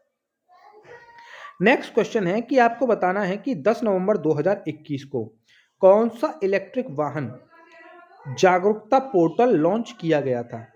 आपके ऑप्शन है ई परिवहन पोर्टल, ऑप्शन बी है परिवहन पोर्टल, ऑप्शन सी है अमृत पोर्टल, डी उपयुक्त में से कोई नहीं। तो इस क्वेश्चन का राइट आंसर है ई अमृत पोर्टल, ऑप्शन सी। ई अमृत पोर्टल क्या है कि जो इलेक्ट्रिक वाहन है इनके संबंध में जागरूकता के बारे में बताएगा। नेक्स्ट क्वेश्चन है कि अभी हाल ही में किस राज्य के स्वामित्व वाली पहली वन्य जीव DNA परीक्षण प्रयोगशाला का उद्घाटन किया गया। आपके ऑप्शन है, option A Pune, option B Aurangabad, option C Nagpur, option D Akola. तो इस क्वेश्चन का राइट आंसर है, इस क्वेश्चन का right answer option C Nagpur. Nagpur में क्या किया गया है कि जो राज्य के स्वामित्व वाली पहली वन्यजीव DNA परीक्षण प्रयोगशाला है उसका उद्घाटन किया गया है नागपुर में। Now the next question is कि हाल ही में ICC ने वर्ष 2021 के लिए किस खिलाड़ी को वर्ष का सर्वश्रेष्ठ खिलाड़ी घोषित किया गया है। तो आपके पास ऑप्शन है, option A Virat Kohli, option B Pakistan के आसिफ अली, ऑप्शन सी बांग्लादेश के साकिब अल हसन, ऑप्शन डी इनमें से कोई नहीं। तो the right answer is option B, Pakistan के आसिफ अली को वर्ष 2021 के लिए सर्वश्रेष्ठ क्रिकेटर घोषित किया गया है। नेक्स्ट क्वेश्चन है कि कर्नाटक जिले वाले मुंबई कर्नाटक क्षेत्र को अभी हाल ही में एक नए नाम से जाना जा रहा है। आपको बताना है कि ये नया नाम क्या है। आपके ऑप्शन है, ऑप्शन ए कोनकड़ी Karnataka, option B Kittur Karnataka, option C है उडुपी कर्नाटक, ऑप्शन डी है कुडलू कर्नाटक। तो the right answer is option B Kittur Karnataka, ठीक है। तो जो मुंबई और कर्नाटक वाले क्षेत्र को क्या नाम दिया है, ये 8 डिस्ट्रिक्ट से मिलकर बना है कर्नाटक के और इसे नाम दिया गया है कित्तूर कर्नाटक। नेक्स्ट क्वेश्चन है कि अभी हाल ही में बिजनेस सस्टेनेबिलिटी लीडरशिप की सीके पहलाद अवार्ड की घोषणा की गई है। आपको बताना है कि सीके पहलाद अवार्ड किसे दिया जा रहा है। आपके ऑप्शन है, option A Satya Nadella, option B है Mark Zuckerberg, option C Tim Penn, option D Tim Cook. तो इस क्वेश्चन का जो राइट आंसर है वो है ऑप्शन ए, सत्या नडेला को बिजनेस सस्टेनेबिलिटी लीडरशिप के सीके प्रहलाद अवार्ड से सम्मानित किया जा रहा है। नेक्स्ट क्वेश्चन है कि 94वें अकादमी पुरस्कार जिन्हें ऑस्कर अवार्ड्स भी कहते हैं वर्ष 2021 के लिए भारत की ओर से किस फिल्म को आधिकारिक रूप से इसमें प्रविष्टि मिली है। आपके ऑप्शन है, option A Bunty Babli, option B Pushpa, option C bell bottom, option D है कुन झंगल। तो इस क्वेश्चन का जो राइट आंसर है ऑप्शन डी कुन झंगल जो है वो भारत की तरफ से ऑस्कर के लिए इसे आधिकारिक प्रविष्टि मिली है। नेक्स्ट क्वेश्चन है हर घर दस्तक अभियान किससे संबंधित है। ऑप्शन ए महिला सशक्तिकरण, ऑप्शन बी कोविड-19, ऑप्शन सी पुलिस सशक्तिकरण, ऑप्शन डी रोजगार। तो ये जो हर घर दस्तक अभियान है वो कोविड-19 बीमारी से संबंधित है। हाल ही में अभी पेगासस जासूसी के मामले में सुप्रीम कोर्ट के द्वारा एक समिति गठित की गई है। आपको बताना है कि जो पेगासस जासूसी मामले में सुप्रीम कोर्ट ने जो समिति नियुक्त की गई है उसके अध्यक्ष कौन है। आपके ऑप्शन है, option A RV Ravindran, option B है केसी सिंह, ऑप्शन सी है रामचंद्र धनी, ऑप्शन डी है रघुवीर Singh. The right answer of this question is RV Ravindran. RV Ravindran को इस समिति का क्या बनाया गया है, अध्यक्ष बनाया गया है। किसमें, पेगासस जासूसी मामले में। अब पेगासस के बारे में आपको अगर डिटेल चाहिए तो मैं इसके लिए सेपरेट वीडियो बना दूंगा, लेकिन प्रकरण ये हुआ था कि एक इजरायली कंपनी है, ठीक है, जो ये पेगासस एप्लीकेशन है उसको बनाया था, और पेगासस के माध्यम से क्या किया जाता है कि आपके मोबाइल या आपके जो लैपटॉप सिस्टम्स वगैरह हैं उनको हैक किया जाता है। प्रकरण में विवाद ये उठा था कि पेगासस के जो कंपनी है या जो सॉफ्टवेयर है वो इजरायली कंपनी केवल किसी गवर्नमेंट को ही बेचती है, ठीक है, जो राष्ट्रीय सुरक्षा से जुड़े मसले हैं उनके मामले में जासूसी कराने के लिए। तो प्रकरण ये उठा था कि पेगासस को, चूंकि भारतीय गवर्नमेंट ने ये इनकार कर दिया था कि उसने पेगासस नहीं खरीदा है, तो फिर पेगासस किसने खरीदा, इसके संबंध में काफ़ी ज़्यादा विपक्ष ने मुद्दा उठाया था और ये काफ़ी ज़्यादा विवादित प्रकरण रहा था सॉरी। तो उसके बाद सुप्रीम कोर्ट ने इस पर संज्ञान लिया है और सुप्रीम कोर्ट ने पेगासस जासूसी मामले के संबंध में एक समिति नियुक्त की थी जिसके अध्यक्ष आरवी रविंद्रन को बनाया गया। नेक्स्ट क्वेश्चन है कि कोलकाता स्थित भारतीय सांख्यिकी संस्थान ने किस महिला प्रोफेसर को विकासशील देशों के युवा गणितज्ञ रामानुजम पुरस्कार से सम्मानित किया है। तो इसका जो राइट आंसर है वो है नीना गुप्ता। नीना गुप्ता को जो है वो महिला प्रोफेसर हैं और उन्हें भारतीय सांख्यिकी संस्थान के द्वारा जो रामानुजम पुरस्कार दिया जाता है वो वर्ष 2021 के लिए रामानुजम पुरस्कार मिला है मैथमेटिक्स के क्षेत्र में। नेक्स्ट क्वेश्चन है कि अभी हाल ही में डीआरडीओ ने भारतीय वायुसेना के साथ मिलकर एक हेलीकॉप्टर मिसाइल संस्करण का सफल परीक्षण किया है जिसका short name SANT SANT SANT है। आपको ये बताना है कि ये सेंट की फुल फॉर्म क्या है। ऑप्शन ए है stand off anti tank missile, standard anti tank missile, option C है solid anti tank missile, option D है सरफेस एंटी टैंक मिसाइल। तो इस क्वेश्चन का जो राइट आंसर है option A stand off anti tank missile. Stand off, S से stand, ठीक है, एस से स्टैंड और ऑफ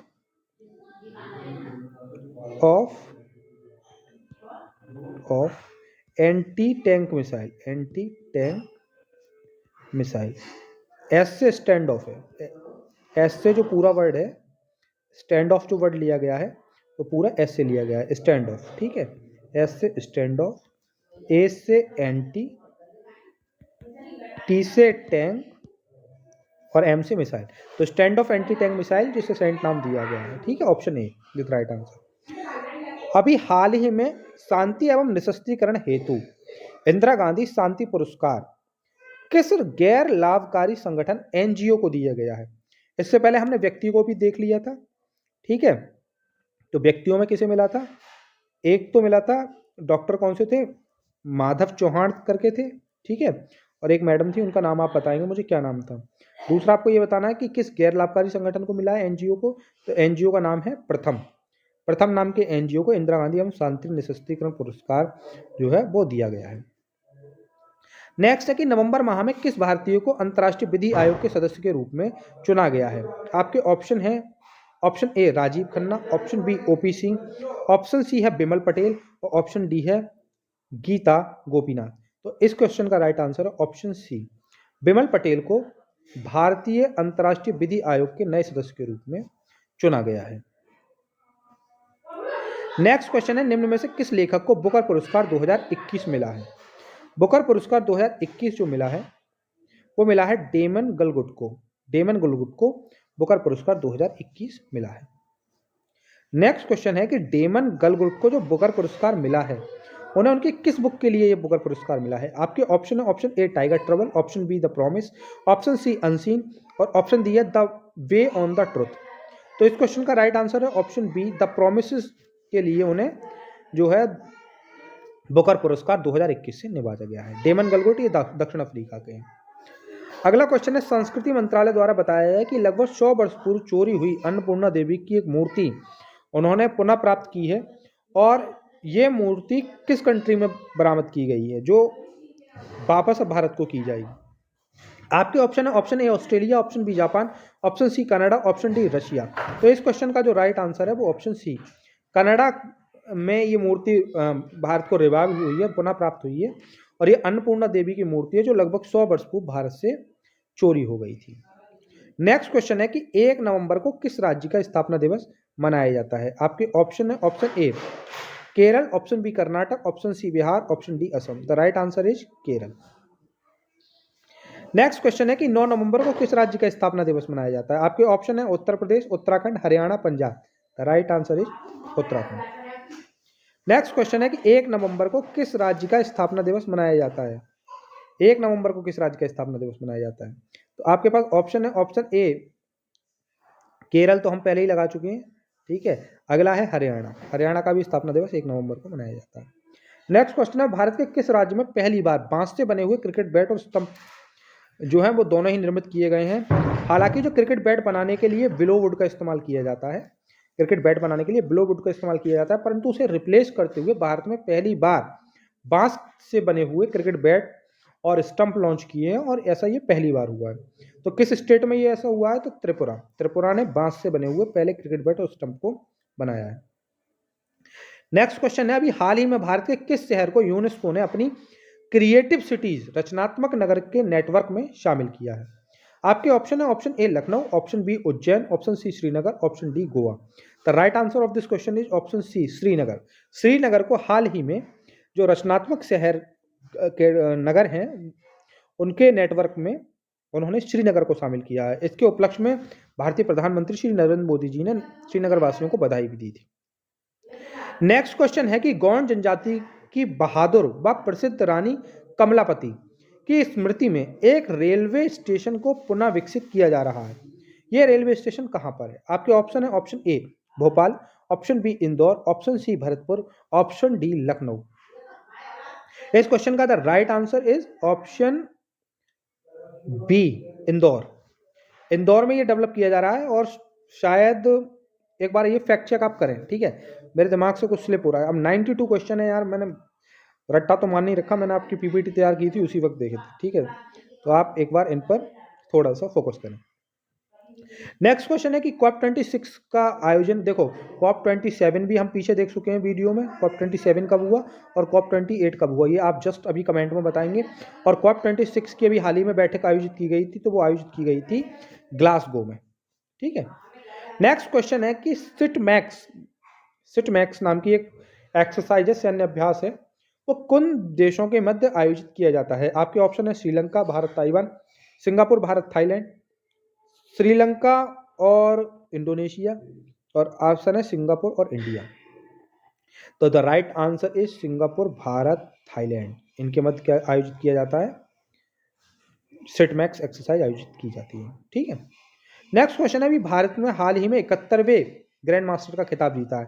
आपको बताना है कि 71वें ग्रैंड मास्टर कौन है। आपके ऑप्शन है, option A Ramesh Singh, option B Sankalp Gupta, C Arun Tripathi, D option Rajesh Mohan. The right answer of this question is option B Sankalp Gupta Bharat के 71वें ग्रैंड मास्टर बने हैं।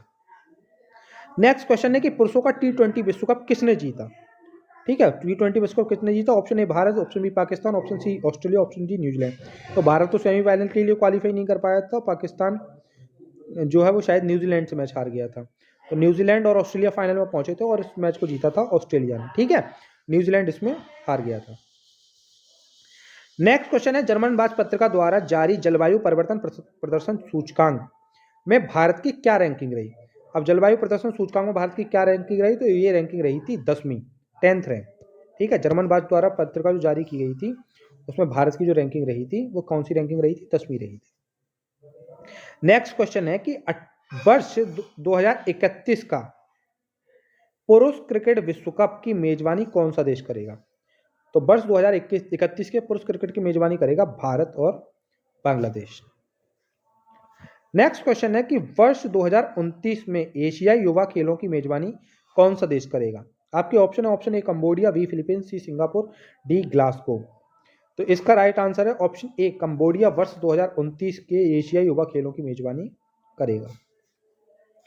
नेक्स्ट क्वेश्चन है कि निम्नलिखित में से वर्ष 2021 में पद्म विभूषण पुरस्कारों में से किस व्यक्ति को नहीं नवाजा गया है। आपको ये बताना है कि किस व्यक्ति को नहीं नवाजा गया है। आपके ऑप्शन है एसपी बालासुब्रमण्यम और सुदर्शन साहू को। ऑप्शन बी है शिंजो आबे जो जापान के राष्ट्रपति हैं और नरेंद्र सिंह कपानी को। ऑप्शन डी है बीबी लालू और मौलाना वहीदुद्दीन खान को। और ऑप्शन डी में है डॉक्टर बेले मोनप्पा हेगड़े। और ऑप्शन 5 है विराट कोहली। तो इन सभी नामों में से जिस व्यक्ति को पद्म विभूषण पुरस्कार से नहीं नवाजा गया है वो है विराट कोहली। और ऊपर 7 नाम हैं, इन 7 नामों को वर्ष 2021 का पद्म विभूषण पुरस्कार मिला है। ये मोस्ट इंपोर्टेंट क्वेश्चन है। उनके नाम फिर से हैं, मैं आपको बताना चाहूंगा। जिन 7 लोगों को मिला है वो है एसपी बालासुब्रमण्यम और सुदर्शन साहू, शिंजो आबे, नरेंद्र सिंह कप्पानी, बीबी लालू, मौलाना वहीदुद्दीन खान और डॉक्टर वेले मोनप्पा हेगड़े। ठीक है, तो विराट कोहली को पद्म विभूषण वगैरह नहीं मिला है। बाकी ऊपर के जो 4 विकल्प आपको दिए गए हैं, इन चारों विकल्प के 7 लोगों को ये पुरस्कार मिला है। ठीक है, तो इस वीडियो में मैंने सारे क्वेश्चन कवर करने की कोशिश की है। अगर कोई क्वेश्चन छूटता है तो मैं अलग से आपको बता दूंगा। हालांकि मैंने पूरी मैगजीन्स को छान मारा है और मुझे इनसे बेस्ट करंट अफेयर नहीं मिले। ये एक्सपेक्टेड क्वेश्चन भी हैं आपके आरआरबी, एनटीपीसी, सीबीटी 2 के लिए भी ये बहुत ज़्यादा महत्वपूर्ण होने वाले हैं। तो इस वीडियो को पूरा देखें। और अगर आप कहीं ट्रेवल कर रहे हैं और आप वीडियो नहीं देखना चाह रहे तो आप वीडियो को ऑन करें, अपने हेडफोन लगाएं और आराम से इन्हें सुनते हुए चले जाएं। ये बहुत ही ईजी और बढ़िया फ्लो में है। ठीक है, तो इसी के साथ मैं आप सभी से एक बार फिर रिक्वेस्ट करना चाहूँगा कि इस वीडियो को ज़्यादा से ज़्यादा शेयर करें, मेरे चैनल को सब्सक्राइब करें। और इस संडे को इसी वीडियो पर आधारित हम एक प्रतियोगिता आयोजित करेंगे 30 जीके के, जिसमें क्वेश्चन होंगे। मैं आपको टेलीग्राम का मैंने अपना मोबाइल नंबर बता दिया है 9639088257। इस पर आप मुझे टेलीग्राम पर जुड़ सकते हैं। और अगर हमारे 100 बच्चे हमसे कनेक्ट होते हैं तो निश्चित रूप से हम संडे को ये प्रतियोगिता आयोजित करेंगे। और जो भी इन 100 में क्वेश्चन में से मैं 30 क्वेश्चन पूछूंगा और जो भी इस प्रतियोगिता टॉप करेगा उसे 200 रुपीज़ का कैश प्राइज उसके व्हाट्सएप, पेटीएम, गूगल पे, जिस किसी पे भी चाहे हम उसे ये पुरस्कार देंगे ताकि वो अपनी शिक्षा को कंटिन्यू कर सके। ठीक है, बने रहिए हमारे साथ, हमारे चैनल को ऐसे ही अपना प्यार देते रहिए, ज़्यादा से ज़्यादा शेयर करें, सब्सक्राइब करें। ठीक है, और मैं आपके लिए अब बहुत ही जल्दी, जिस तरीके से मैंने ये प्रॉमिस निभाया है, पहले मैं अपनी वीडियो में उतना ज़्यादा नहीं निभा पाया था, लेकिन मैंने आपसे कहा था कि मैं 100 क्वेश्चन की सीरीज़ पूरी खत्म करूँगा। मैंने आज खत्म की अपने कमिटमेंट से। ऐसे ही मैं अब हिस्ट्री की एक सीरीज़ शुरू करना चाह रहा हूँ और बहुत ही जल्दी हमारे मैम जो हैं, एक मैम के साथ हम जुड़ने वाले हैं, तो वो आपको इंडियन पॉलिटी पढ़ाएंगी। ठीक है, तो बने रहिए हमारे साथ। Thank you so much.